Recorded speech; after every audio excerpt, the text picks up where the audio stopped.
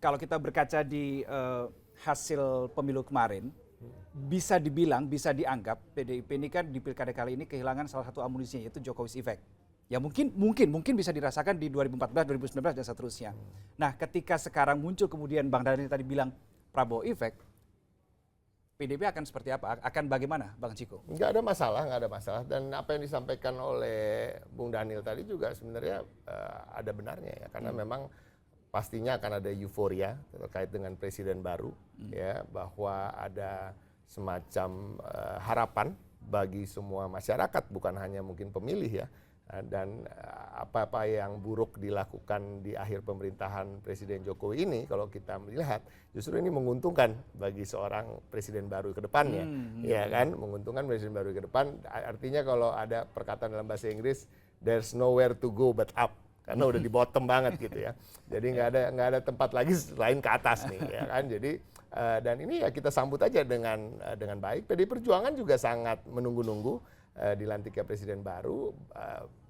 Ini nggak ada hubungannya dengan apakah kami akan berada di pemerintahan atau tidak, karena memang kita ingin melihat bagaimana ke depan 1-2 bulan pertama di pemerintahan presiden yang baru nanti, pemerintahan itu akan berjalan seperti apa, arahnya kemana dan lain-lain. Dan mudah-mudahan, nah ini terkait dengan kata-kata efek tadi, mudah-mudahan efek yang ditimbulkan betul-betul adalah efek dari karisma seorang presiden baru, harapan, dan tidak ada dalam tanda kutip penyalahgunaan kewenangan atau penyalahgunaan kekuasaan efek ya, yang disinyalir terjadi di Pileg dan Pilpres kemarin. Nah, ini kita harus jujur, masyarakat melihat, koalisi masyarakat sipil juga sudah bersuara, mahasiswa, begitu juga para guru besar, bahwa dengan kasat mata kita bisa lihat, dan para hakim di Mahkamah Konstitusi juga mengatakannya melalui dissenting opinion mereka, bahwa ada cawe-cawe, ada campur tangan, ada campur tangan aparat dan lain-lain, dan terkait dengan bantuan sosial dan lain-lain. Harapan kita efeknya betul-betul sebuah efek yang alami,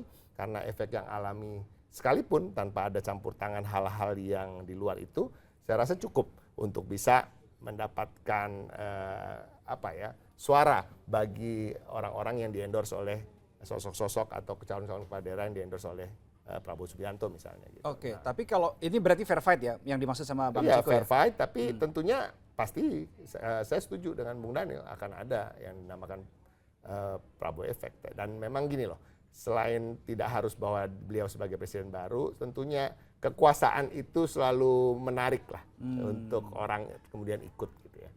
Oke, Mas Hanan, bagaimana menyikapi atau menilai soal bagaimana nanti di Prabowo Effect di pilkada kita di tahun 2024 ini? Seberapa besar ini akan berdampak pada paslon yang mungkin bisa saja didukung atau bahkan di-endorse oleh Pak Prabowo Subianto?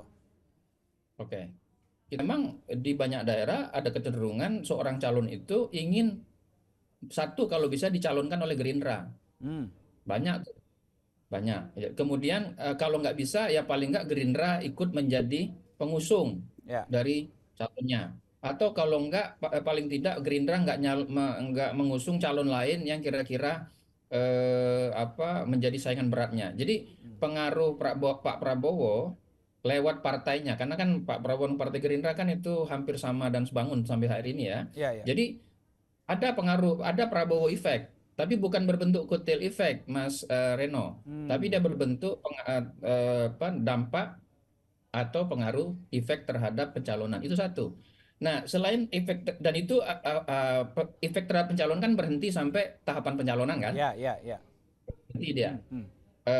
Terbentuknya Kim Plus itu juga itu antara lain karena Prabowo Effect itu. Prabowo Effect itu bisa kemana-mana, antara lain orang berpikir dia perlu berdekat dengan Pak Prabowo karena nanti dia berharap menjadi bagian dari pemerintahan misalnya, gitu kan? Dan seterusnya lah.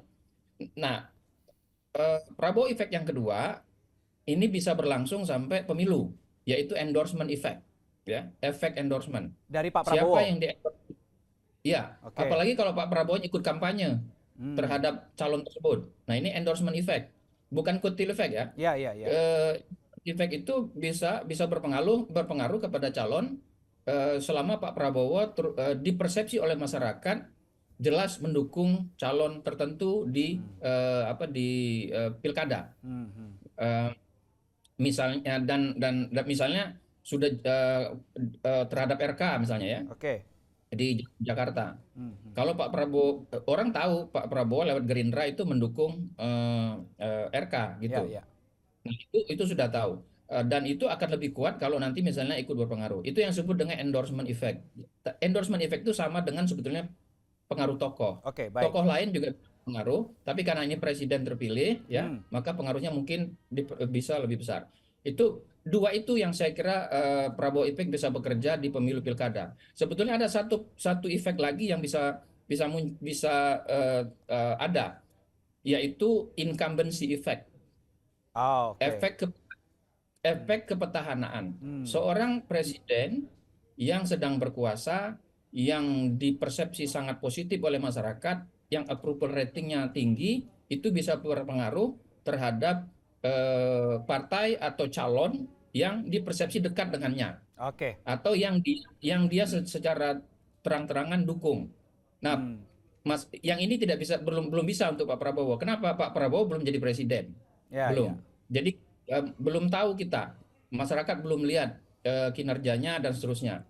Yang Oke. ada itu adalah incumbency effect dari Jokowi, Hmm.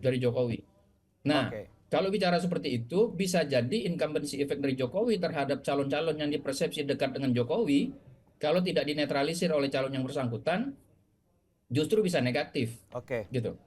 Oke, baik. Terkait dengan Prabowo Effect, tadi satu hal tadi yang menarik disampaikan Mas Hanan adalah terkait dengan endorsement effect. Nah, saya ingin tanya ke Mas Dhanil. Saya tahu Mas Dhanil sampai dengan saat ini, adakah satu dua wilayah khusus spesifik begitu yang masuk radar begitu oleh Pak Prabowo? Wah, ini harus ada endorsement langsung dari seorang Prabowo Subianto, Mas Dhanil. Dan kenapa? Sederhana, kalau sudah dicalonkan Gerindra berarti di-endorse oleh Pak Prabowo, begitu. Jadi Pak Prabowo dan Partai Gerindra tentu tidak bisa dipisahkan. Artinya kalau kemudian Partai Gerindra itu mendukung seseorang di bupati, wali kota maupun gubernur di satu daerah, itu artinya Pak Prabowo mengendorse orang tersebut. Dan itu yang harus dipahami dan dipahami oleh banyak pihak pada saat ini. Jadi yang jelas endorsement Pak Prabowo itu terletak pada dukungan dari Partai Gerindra sebagai partai yang dipimpin langsung oleh Pak Prabowo Subianto. Oke, berarti belum ada rencana untuk Pak Prabowo secara langsung mengkampanyekan, hanya dalam bentuk dukungan partai saja, Mas Dhanil, sampai dengan saat ini. Pak Prabowo agaknya akan fokus menempatkan diri beliau sebagai presiden nanti di 20 Oktober dan melakukan tugas-tugas kepresidenan beliau. Nah, secara politik misalnya karena beliau ketua umum partai, kalau Anda mau melihat endorsement Pak Prabowo ya lihat saja Gerindra dukung calon kepala daerah yang mana. Begitu saja, Mas. Oke, simpelnya seperti itu ya, Gerindra ada di mana berarti disitulah Pak Prabowo berada.